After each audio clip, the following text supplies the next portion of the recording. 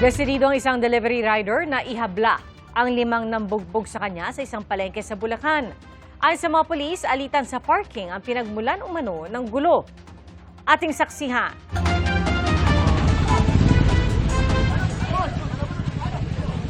Napahinga sa kalsada ang isang lalaki na nakasuot ng puti na jacket.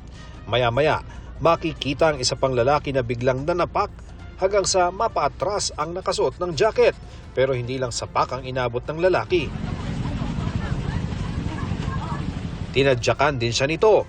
Napag-alaman ng isang delivery rider ang pinagbubugbog na lalaki at isang tindero sa palengke sa Malolos, Bulacan ang nanapak.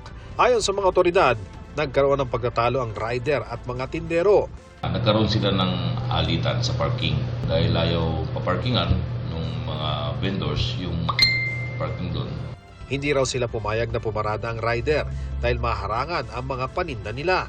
Hindi kita sa video pero bukod sa nambugbog, sangkot din ang 4 na iba pang tindero na nambugbog din. Kahapon po ay nakuha na po natin yung isang suspect. Agad na inaresto ang isa sa mga nambugbog. Sumuko naman sa pulisya ang 4 na iba pa.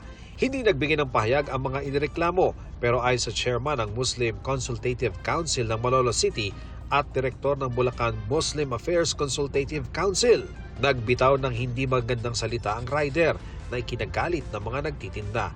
Bagay na itinanggi ng rider. Wala po akong sinabing ganun. Ako po ay nangungupo pa po sa kanila.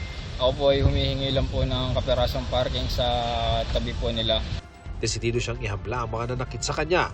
Reklamong physical injury ang posibleng kaharapin ng 5 inaresto na nasa kustodiya ng Malolos Police. Ako si Ian Cruz, ang inyong saksi.